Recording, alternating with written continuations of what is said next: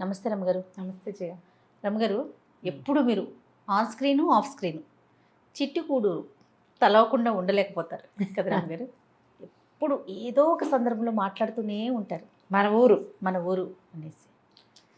ఆ ఊరు విశేషాలు తెలుసుకోవాలని ఉందండి నాకు. ఊళ్ళో పెద్ద విశేషాలు లేవు, దానికి ఉన్న ఒకే ఒక విశేషం నేను కాదు, మా తాతగారు. ఇవాళకి నాకు ఈ అవకాశం వచ్చింది, కానీ ఆ ఊరికి చాలా ప్రత్యేకతను తెచ్చింది తాతగారు ఏంటండి. దేశవ్యాప్తంగా గుర్తింపు తెచ్చింది మాత్రం మా తాతగారే. తాతగారు అంటే ఎట్లా రమ్మగారు? నాన్నగారు వాళ్ళ నాన్నగారు. నాన్న వాళ్ళ నాన్నగారు. మా తాతగారు దేశంలో ఎలా గుర్తింపు సంపాదించారో చెప్పాలి. చెప్పండి తప్పకుండా. చిట్టుకూడూరు ఊరు పేరు. ఇది బందర్ దగ్గర. బందర్ అంటే ఇప్పుడు బెజవాడ నుంచి బందర్ వెళ్ళే దారి. నిడుమూలు, నిమ్మకూరు రామారావు గారి ఊరు. ఎన్టీ రామారావు గారి ఫేమస్ ఎన్టీ రామారావు గారి సొంత ఊరు. అది దాటాక నిడుమూలు, ఇంకా కొంచెం మధ్య మధ్యలో చిన్న చిన్నవి ఉన్నాయి. నిడుమూలు తర్వాత తలకటూరు, ఆ తర్వాత ముందు మా చిట్టుకూడూరు వస్తుంది. చిట్టుకూడూరు తర్వాత గూడూరు ఉంది. చిట్టుగూడూరు పెదగూడూరు పక్కపక్కన రెండు ఊళ్ళు అనమాట. గూడూరు పెదగూడూరు అంటాం. గూడూరు మండలం అయింది ఇప్పుడు, ఇది వరకు ఒట్టి గూడూరే. అయితే ఈ చిట్టుగూడూరులో మా శ్రీ వైష్ణవుల కుటుంబాలు కొన్నే ఉన్నాయి. చిన్న ఊరు జయ, చాలా చిన్నది. ఎన్ని కుటుంబాలు ఉంటాయండి? ఇప్పుడు ఏమన్నా ఒక 700-800 కుటుంబాలు ఉన్నాయేమో మొత్తం కలిపి, అన్ని రకాలు కలిపి. అది ఎట్లా ఉంటుందంటే ఒక గుర్రపునాడ ఆకారంలో ఉన్న ఊరు. రోడ్డుకి కనెక్టివిటీ ఉంది. మెయిన్ రోడ్డు మీద నుంచి మనం రెండు పక్కల నుంచి ఊళ్ళోకి వెళ్ళొచ్చు. అట్నుంచి వెళ్ళిన అది గుర్రపునాడ ఆకారంలోనే మనం తిరుగుతుంది అనమాట మొత్తం ఊరు. ఈ గుర్రపునాడ ఆకారంలో ఉన్న చిట్ట చివరి ఆ యూ షేప్ ఉంటుంది కదా, అక్కడ మా ఇల్లు కాలేజీ ఉన్నాయి. కాలేజీకి వెనకాల హరిజన్ వాడు ఉంది, కొంచెం ఎక్కువ కుటుంబాలే ఉన్నాయి. ఈ యూలో ఈ గుర్రపునాడలో ఒకవైపు అంతా కూడా ఎక్కువగా యాదవులు ఉన్న కుటుంబాలు ఉన్నాయి. తర్వాత కొంచెము నాయుళ్ళు కూడా, చిన్న కాపుల కుటుంబాలు తక్కువ. ఇవన్నీ ఏంటంటే చౌదరీసు, ఇవన్నీ కూడా చిన్న చిన్నవే, తక్కువ కుటుంబాలు. మాలాగానే వాళ్ళు కూడా చిన్న తక్కువ ఫ్యామిలీస్. ఎక్కువగా ఉన్నది యాదవులు, హరిజన్ వాడు కూడా పెద్దది. దానికి రెండో వైపు కూడా ఒక కొత్తపేట ఒకటి ఏర్పడింది అనమాట. మావే పొలాలు ఈ సీలింగ్లో, ల్యాండ్ సీలింగ్లో పోయినాక గవర్నమెంట్ తీసేసుకుంది కదా, తీసేసుకున్నాక వాళ్ళకి అలాట్ చేయబడిన భూములు ఉన్నాయన్నమాట. డొంకదారి అంటారు. మెయిన్ దారి ఒకటి, డొంకదారి ఒకటి, మొత్తం కలిపి యూ షేప్లో ఊరు. అయితే తాతగారు చిట్టుగూడూరు నుంచి చదువుకున్నారు. చదువుకునేటప్పుడు ఈయన ఏంటంటే మెడ్రాస్ ప్రెసిడెన్సీ కాలేజ్లో ఎంఏ ఆనర్స్ చదివారు. ఇది 1920లో కాదు, 1910 నుంచి 20 లోపే, మధ్యలో 10లోనే ఇంచుమించుగా 10, 11 అలా అనుకో. అలాంటప్పుడు 1923లో సంస్కృత కళాశాల ఒకటి పెట్టారు చిట్టుగూడూరులో. ఆ ఊరికి ఉన్న ప్రధానమైన ప్రత్యేకత ఎస్టీజీ వరదాచార్యులు గారు అని చెప్పబడే మా తాతగారు కులపతి కళాప్రపూర్ణ. ఆయన కళాప్రపూర్ణ వచ్చింది తాతగారికి. దాంతోపాటు వారు పెట్టినటువంటి కాలేజీ. అక్కడ కాస్త చదువుకోవటం వల్ల ఇవాళ నేను ఒక ముక్క మంచి విషయం మాట్లాడగలిగే ప్రజ్ఞ ఆ ఇంట్లో పుట్టడం, ఆ కాలేజీలో చదవటం వల్లే వచ్చింది. మీకు ఇంటికి కాలేజీకి పక్కనేనండి? పక్కనే. మాకేంటంటే ఈ యూ షేప్ ఉంది కదా, ఈ యూలో ఈ యూ తాలూకు పై భాగంలో యూ రౌండ్లో పెద్ద చెరువు ఒకటి ఉంది. చెప్తూ ఉంటారు. ఆ చెరువుకి ఓవైపు మా ఇల్లు, రెండో వైపు కాలేజీ ఉన్నాయి. మూడో వైపు వెనక్కి వెళ్లేందుకు దారి ఉందన్నమాట. తాతగారే కట్టించిన కాలేజీ. ఈయన మొదట గవర్నమెంట్ సర్వీస్లోనే ఉన్నారు. ఎప్పుడు బ్రిటిష్ కాలంలో తాతగారు ప్రెసిడెన్సీ కాలేజీ సంగతి చెప్పారు. వారు ఈ మన సర్వేపల్లి రాధాకృష్ణన్ గారు తాతగారు క్లాస్మేట్స్. అయితే తాతగారు ఎంఏ ఆనర్స్ చేసినప్పుడు రాధాకృష్ణన్ గారే తాతగారికి ఆనర్స్ సబ్జెక్టు టీచ్ చేశారట. వారితో స్నేహం ఉంది బాగా. తర్వాత కాలంలో తాతగారికి స్కూల్లో ఇన్స్పెక్టర్గా ఉద్యోగం వచ్చింది. ఇన్స్పెక్టర్ ఉద్యోగం కొద్ది రోజులు చేశారు. తర్వాత ఆయన విజయనగరం మహారాజా కళాశాలలో పనిచేశారు. తాతగారు స్కూల్ ఇన్స్పెక్టర్ ఉద్యోగం వదిలిపెట్టేశారు. మహారాజా కాలేజీలో వర్క్ చేస్తే హాస్టల్కి వార్డెన్గా కూడా ఎవరు. సంస్కృతం, ఇంగ్లీషు 2 సబ్జెక్టులు తాతగారివి. సంస్కృతము, ఇంగ్లీషు. ఇది ఎప్పటి సంగతి చెప్తాను నేను, 1914లో ఎంఏ ఇంగ్లీష్ చేశారు. ధారాళంగా ఇంగ్లీష్ మాట్లాడగలిగే అంత మంచి సబ్జెక్ట్ ఉంది ఆయనకి. అయితే ఈ మహారాజా కాలేజీలో పనిచేశాక ఆయనకి సొంతంగా నేను ఎందుకు సంస్కృత కళాశాల పెట్టకూడదు అనిపించింది. ఆంధ్ర ప్రాంతాలు అంటే తెలుగు రాష్ట్రాల్లో పురాతన సంస్కృత కళాశాలల్లో మహారాజా కాలేజీ మొదటిది. తర్వాతది మాదే చిట్టుగూడూరు శ్రీ నరసింహ సంస్కృత కళాశాల. దీనికి దగ్గరలో పొన్నూరు కాలేజ్ ఒకటి ఉంది, తిమ్మ సముద్రం కాలేజ్ ఉంది, అటు ఇటుగా ఉన్నాయి.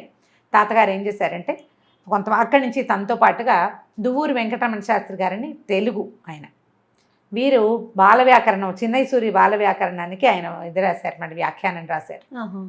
తర్వాత కాలంలో ఆంధ్ర యూనివర్సిటీకి వెళ్ళారు దువ్వూరు తాతగారు.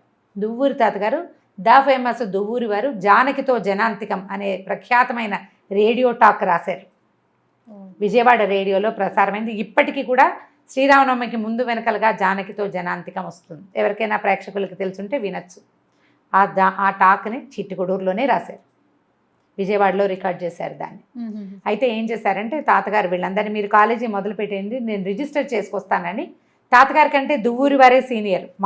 ఆయన సొంత కాలేజీలో ఒక వీరిని లెక్చరర్గా రిజిస్టర్ చేసి మీరు మొదలు పెట్టేసేయండి అని 1923లో కాలేజ్ రిజిస్టర్ అయింది. ఫ్రీ ఎడ్యుకేషన్ ఇప్పటిదాకా నడుస్తూనే ఉంది కాలేజ్. తర్వాత కాలంలో గవర్నమెంట్ ఎయిడ్ వచ్చింది. నేను ఇంత వివరంగా ఎందుకు చెప్తున్నానంటే ప్రాచీనమైన సంస్కృత కళాశాలల గురించి ప్రజలకు తెలియడం కోసమే. తప్పకుండా ఇది చాలా ముఖ్యమైన విశేషం కదా.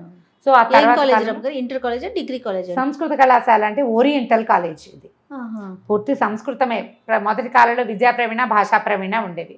తర్వాత POL అని పెట్టారు. ఆ తర్వాత యూనివర్సిటీ లెవెల్స్ అన్నీ మారాక BAOL వచ్చింది. BA అంటే bachelor of arts in oriental languages, సంస్కృతము తెలుగు. నేను సంస్కృతం తీసుకున్నాను. మా అక్కయ్య వసంత కూడా సంస్కృతమే. మా ఇంట్లో మా పెద్దక్కయ్య, రెండో అక్కయ్య ఇద్దరు ఇక్కడే చదువుకున్నారు. 3 చదవలేదు. 3వ అక్కయ్య BSc తను, మా విద్యక్క. తర్వాత 4వ అక్కయ్య, 5వ అక్కయ్య మా జయక్క, వసంత ఇద్దరు కూడా ఇదే కాలేజీలో చదువుకున్నారు. మళ్ళీ తర్వాత వాళ్ళిద్దరూ లేదు, నేను ఇదే కాలేజీలో చదివాను. మా నాన్న తాతగారు మొదట కాలేజ్ పెట్టారు. తర్వాత వీరికి మందరు మచిలీపట్నం నేషనల్ కాలేజీలో ప్రిన్సిపల్గా చేశారు. ఆ నేషనల్ కాలేజీకి ఫస్ట్ ప్రిన్సిపల్ మా తాతగారే. వారి వల్లే చిట్టుగూడూరుకి మంచి పేరు వచ్చింది. తాతగారు 7 శతకాలని తెలుగు నుంచి సంస్కృతంలోకి ట్రాన్స్లేట్ చేశారు. సో ఆయన మొత్తం భారతదేశంలో ఫేమస్ అవ్వడానికి అది కారణం. అన్ని సంస్కృత కళాశాలలకి ఈ విషయం తెలుసు. యూనివర్సిటీలో సాంస్క్రిట్ డిపార్ట్మెంట్లో STG వరదాచార్యులు గారి పేరు తెలియని వాళ్ళు ఉండరు. అండ్ తాతగారు రాసిన భాషాశాస్త్ర సంగ్రహం అనే ఒక పుస్తకం ఇప్పటికి కూడా MAకి సబ్జెక్టుగా ఉంది. ఫైలాలజీ మీద ఆయన రాసిన బుక్కే అథెంటిక్ బుక్ అన్నమాట, పురాతనమైన పుస్తకం. అది తప్పకుండా అది ఉంటుంది. ఓకే, భాషా లాంగ్వేజెస్ లింగ్విస్టిక్స్కి అదే ఉంటుంది అన్నమాట మెయిన్ బుక్. చాలా యూనివర్సిటీలో MA సబ్జెక్టుగా ఉంటుంది. సో వీటన్నిటి వల్ల చిట్టుగూడూరు బాగా ప్రఖ్యాతమైన చిన్న ఊరు. పాత రోజుల్లో అగ్గిపెట్టి కూడా దొరికేది కాదు. ఒక చిన్న కొట్టు ఉండేది, ఐదొక సీతం కొట్టు అనేవాళ్ళు. చిన్న కాసిన సామాన్లు తెచ్చుకొని పెట్టుకునేవాళ్ళు. అన్నిటికీ మేము బందర్ వెళ్ళాల్సిందే.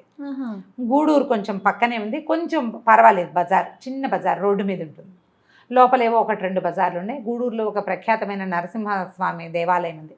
మా ముత్తాతగారు, మా తాతగారి మేనమామ, వాళ్ళ మామగారు కూడా, మా నాయనమ్మ తండ్రి గారు, వారు ప్రతిష్ఠ చేసిన దేవాలయం. తాతగారు వారు ధర్మకర్తలుగా ఉంటారు, తట్టవారు. మా తాతగారు ఏం చేశారంటే తన బావమరుదులందరినీ కూడా చిట్టుగూడూరు కాలేజీలోనే చదివించారు. సొంత మేనమామ పిల్లలే కదా. మా ఊళ్ళో కూడా మా కజిన్స్ కూడా, అంటే మా తాతగారి కజిన్స్ వాళ్ళు, నాన్నకి కజిన్స్ లేరు. తాతగారు కూడా ఒక్కరే అవ్వటం వల్ల తాతగారు ఒక్కరే, మా నాన్న ఒక్కరే, మా అన్నయ్య ఒక్కడే. మేము ఆడపిల్లలు చాలా మంది ఉన్నా కానీ వాళ్ళు 1 ఉన్నారనమాట. అమ్మ కూడా ఒక్కరే కదండి? అమ్మ ఒక్కరే. తాతగారికి 2 చెల్లెలు ఉండేవారు, ఒక సొంత చెల్లెలు, ఒక స్టెప్ సిస్టరు. అయితే సొంత చెల్లెలు బాలివి తెంతవే, ఆవిడ చిన్నతనంలోనే భర్త పోయారు. చిన్నమ్మమ్మ ఉండేది. అమ్మమ్మ పిల్లలు ఇద్దరు కూడా మాతో బాగానే ఉండేవాళ్ళు. మా నాన్నతో చాలా స్నేహంగా ఉండేవాళ్ళు, మేనత్ పిల్లలు కదా. సో దీనివల్ల చిట్టుగూడూరు చాలా ప్రఖ్యాతమైన ఊరు. సంస్కృతం చదువుకున్న వాళ్ళకి ఆ ఊరు తెలిసే అవకాశం ఉంది. సో ఇవాళ నేను కొంచెం సెలబ్రిటీ హోదా రావడం అంటే బాగా నేను జనాలకి తెలియటం వల్ల మా ఊరు ఆటోమేటిక్గా ఈ పేరు నేను చిట్టుగూడూరు అని చెప్తా. కాబట్టి ఇవాళ ప్రత్యేకత కాదు. ముత్తాత గారి కజిన్స్ కూడా కుటుంబాల వాళ్ళ పిల్లలు కూడా కొంతమంది మన కాలేజీలో చదువుకున్నారు. మొదటి కాలంలో ఏంటంటే 1929 ఐ థింక్ 30లో మొట్టమొదట హరిజనులకి విద్యాభ్యాసానికి అవకాశం లభించింది కాలేజీలో. అన్ని జాతుల వాళ్ళు చదువుకున్నారు చిట్టుగూడూరులో. కాదరమ్మ గారు, అప్పుడున్నంత ఇంట్రెస్ట్ సంస్కృతం మీద ఇప్పుడు లేదు కదరమ్మ గారు. ఇప్పుడు ఎలా వచ్చిందంటే మనకు అవకాశం దొరికింది. యూనివర్సిటీస్లో చాలా చోట్ల MA మనం చదువుకునేందుకు పెట్టారు. ఏ గ్రాడ్యుయేషన్ ఉన్నా ఇంటర్మీడియట్లోను, అక్కడ డిగ్రీలోను సెకండ్ లాంగ్వేజ్గా సంస్కృతం ఉన్న వాళ్ళు MA చదువుకోవచ్చు. ఓకే, అట్లా చాలా మంది చదువుకున్నారు. ఇప్పుడు వచ్చింది ఇంట్రెస్ట్. కాలేజ్ లెవెల్ నుంచి అంటే స్కూల్ అవ్వగానే కాలేజీలో చేరే ఆలోచన ఇప్పుడు తగ్గించుకున్నారు. ఇప్పుడు తక్కువగా ఉంది, అవకాశాలు తక్కువ ఉండటం వల్ల. పరిగెత్తడానికి మనకు బోల్డన్ని దారులు కనపడుతుంటే చిన్నగా మూసుకుపోయి ఉన్న దారి వెంట పరిగెత్తాం మనం, ఓపెన్గా ఉన్న దారుల వైపు పరిగెడతాం. జనమంతా అటు వెళ్తున్నారనుకో, మనమంతా అటు వెళ్తాం. అప్పుడు ఆడపిల్లలు కూడా చాలామంది చదువుకునేవాళ్ళు. కాలేజీకి వచ్చి మన ఊళ్ళోనే, ఆ చిన్న ఊళ్ళోనే ఏదో చిన్న చిన్న ఇళ్లలో సర్దుకుని ఉండి, మగపిల్లలకి హాస్టల్ ఉండేది, ఒక దగ్గర రూములు కట్టించారు. ఎవరి వంట వాళ్లే వండుకునేవాళ్ళు. ఈ అవసరమైతే వాళ్ళకి ఇంట్లో, మన ఇంట్లో నుంచే మజ్జిగ పాలు వెళ్ళేవి. ఎవరికైనా అనారోగ్యంగా ఉంటే వాళ్ళకి కాస్త పచ్చం పెట్టడము అట్లా. కొంతమంది మన ఇంట్లో ఉండి చదువుకునే వాళ్ళు. మా గూడూరు వాళ్ళు, మా తాతగారి మా నాన్న మేనమా వాళ్ళందరూ అక్కడే చదువుకున్నారు, అక్కడే ఉద్యోగం చేశారు. మా నాన్న అక్కడే చదువుకున్నారు, ఆయన కూడా కాలేజీ ప్రిన్సిపల్గానే చనిపోయారు నాన్న. మా పెద్ద బావ ఇదే కాలేజీలో చదువుకున్నారు, ఆయన నేనున్న టైంలో మా బావే ప్రిన్సిపల్. నేను చెప్తా కదా, మా పెద్ద బావే మంత్ర గురువు, విద్యా గురువు మా పెద్ద బావ గారి, మా పెద్దక్కయ్య భర్త. సో ఆయన తమ్ముడు ఇప్పుడు యుఎస్లో ఉన్నారు, తను కూడా ఇక్కడే చదువుకున్నారు. సో ఏంటంటే మన ఊరు అనగానే నేను చూడు ఇప్పుడు చెప్పాను 10 నిమిషాల పాటు ఆగకుండా ఇంకా నేను 2-3 గంటలైనా చెప్పగలుగుతాను. అంత ఉత్సాహంగా చెప్పేస్తున్నారు రవి గారు, మీ ఫేస్ చూస్తుంటేనే తెలిసిపోతుంది. అదే ఇప్పుడు అదృష్టం కదా, చాలా అదృష్టం జయ. నేను ఇవాల్టి నా ప్రస్థానానికి ప్రధానమైన కారణం ఏంటంటే భగవంతుడు నాకు అక్కడ పుట్టే అవకాశం ఇచ్చాడు. ఆ కుటుంబంలో పుట్టడము, మాటలు వచ్చిన దగ్గర నుంచి నేను శబ్దాలు వింటూనే పెరిగాను. నేను శ్రద్ధగా చదువుకోపోయినా కూడా, నాకు అంత శ్రద్ధ అయిన చదువు కాదు నాది, అయినా సరే నాకు విషయ పరిజ్ఞానం వెళ్ళిపోయింది. అలా అవకాశం ఉంది. ఎన్ని వందల మంది చదువుకున్నారు మా వాకిట్లో. కాలేజీ నుంచి రావాలంటే మా ఇంటి ముందు నుంచే రావాలి. ఎందరో విద్యార్థులు, ఎంతమందో ఇంచుమించుగా కాలేజీలో పనిచేసే మొదటి తరం సంస్కృత పండితులు, తెలుగు పండితులు అందరూ కూడా చిట్టుగూడూరు ప్రోడక్ట్స్గానే ఉంటారు. అద్భుతం. అసలు ఒక సంవత్సరానికి కదండి ఫ్రీ ఎడ్యుకేషన్ కదా. తర్వాత కాలంలో గవర్నమెంట్ ఎయిడ్ వచ్చింది. ఎయిడ్ రావడం వల్ల తర్వాత స్కేల్స్ బాగా పెరిగినాయి, గవర్నమెంట్ ఇచ్చింది కదా. ఇటీవల కాలం తర్వాత ఓరియంటల్ స్కూల్స్ కాలేజెస్ ఎత్తేసారు. మా కాలేజీ బతికి ఉంది. ఇప్పటికి అసలు స్టూడెంట్సే లేరు. ఇంకా ఏదో అట్లా ఒక 2-3 స్టూడెంట్స్ తోటి అట్లా నడుస్తుంది. మనకి చదువుకునేందుకు అవకాశాలు లేవు. ఇప్పుడు ఏంటంటే ఎక్కువ మంది పిల్లలు ఉండే అవకాశాలు ఉన్న కాలేజీలు బతికి నడుస్తూ ఉంటాయి, లేనిది నడవదు కదా. సో చిన్న ఊరు చిట్టుగూడూరు. మరి మీ ఇల్లు రమ్మగారు చెప్పండి, చెరువు గురించి చెప్పండి. చెరువులు అసలు పాములు ఉండేవా? పాములు ఉండేవి, వర్షాకాలం వచ్చేవి బ్రహ్మాండంగా, కప్పలు ఉండేవి, ఆల్చిప్పలు ఉండేవి, ఎండాకాలం ఎండిపోయేది. కృష్ణ కాలం నీళ్లు లోపల ఎండాకాలం దిగేసేవారా? దిగేసేయచ్చు. మా చిన్నప్పుడైతే ఎండాకాలం ఓ పక్కన కాసిన నీళ్లు ఉండేవి, వాకెట్లు అసలు ఆల్చిప్పలు కూడా ఏరుకుంటుండేవాళ్ళు. అన్ని వైపు 3 వైపుల నుంచి మెట్లు ఉన్నాయి, 3 కాదు 2 వైపుల నుంచి. మన వైపు ఒక మెట్లు, పెద్దనాన్నగారి ఇల్లు ఉంది మా పక్కనే, మా ముత్తాత గారి కజిన్స్ కదా వాళ్ళంతా, పెద్దనాన్న రామంజం పెద్దనాన్న గారు అంటాం, వాళ్ళ ఇంటి నుంచి మంచి మెట్లు ఉన్నాయి. మిగిలిన అన్ని పక్కల రేవులే, గొడ్లు దిగుతాయి ఎక్కువగా. అవేమి స్నానాలు చేసే చెరువు అది కాదు, నీళ్లు గొడ్లు దిగుతాయి ఎక్కువగా. హాయిగా అలా నీళ్లు ఉంటూ ఉంటాయి అన్నమాట. చుట్టూతా కొబ్బరి చెట్లు. మా ఇల్లు బాగా పెద్ద ఇల్లు చేయ, ఇటీవల కాలంలో తీసేసి అంటూ ఉంటారు. ఇల్లు పాడైంది బాగా, చాలా పెద్ద ఇల్లు. మేడ, మా అమ్మని మేడవారి పిన్ని, మా అబ్బాయి ఏమో, మా అన్నయ్య ఏమో మేడవారి బాబు. ఆ ఊళ్ళో ఒక పెద్ద మేడ మాదేనమాట, ఒకే ఇల్లు పెద్దది, దూరం నుంచి కనపడేది. ఎవరైనా అప్పుడు ఈ 70s 80sలో ఈ ఊళ్ళోకి వచ్చిన కొత్త వాళ్ళంతా ఏదైనా కెమెరా దొరికితే ఫోటో తీసుకునేవాళ్ళు. చాలా ప్రత్యేకంగా కనపడేది. తాతగారు మద్రాసులో ఉన్నారు కదా చాలా కాలం. కుప్పస్వామి దీక్షితులు గారి ఇల్లు మోడల్ చాలా ఇష్టం అట ఆయనకి, స్తంభాలు అవి ఉంటాయి, ఆ మోడల్లో కట్టించారు. మా నాన్న పుట్టక ముందు కట్టిన ఇల్లు ఇంచుమించుగా. మా నాన్న కొంచెం పెరిగాక పూర్తయింది, ఆయనకి 10 ఏళ్ళు వచ్చేసరికి ఇల్లు పూర్తయింది అనమాట. బాగా పెద్ద ఇల్లు, ఒక పక్కంతా ఖాళీ స్థలం ఉండి గేదెలు అవి రావడానికి వీలుగా ఉంటుంది. ఇప్పుడు ఇల్లు తీసేసిన స్థలం మాదే, చాలా పెద్ద సైట్. ఇప్పుడు మళ్ళీ ఏదైనా కట్టాలంటే కొంచెం వెనక్కి కట్టాలి. ఇది కొంచెం వాస్తు ప్రాబ్లం కూడా ఉందని అనిపిస్తుంది. అప్పుడు అవేం పాటించేవారు కాదు తాతగారు, అంత సిద్ధాంతం లేదు ఆయనకి. ఇల్లు విశాలంగా ఉండటం, మేము పిల్లలం ఎక్కువ కదా, సో ఇల్లు బాగా పెద్ద ఇల్లు. తీసేయాల్సి వచ్చిన పరిస్థితి వచ్చినందుకు బాధగా ఉంటుంది. కానీ ఇప్పుడు కాలేజ్ స్టూడెంట్స్ ఎవరైనా వస్తే ఆ ఊళ్ళో మా ఇంటిని మిస్ అవుతారనమాట. కాలేజ్ బిల్డింగ్ ఉంది, కాలేజ్ బిల్డింగ్ కూడా తాతగారు కట్టించింది. అది కూడా చాలా ప్రత్యేకంగా కనపడుతుంది, బాగుంటుంది. అది గట్టిగానే ఉంది, దానికి ఏం ప్రాబ్లం లేదు.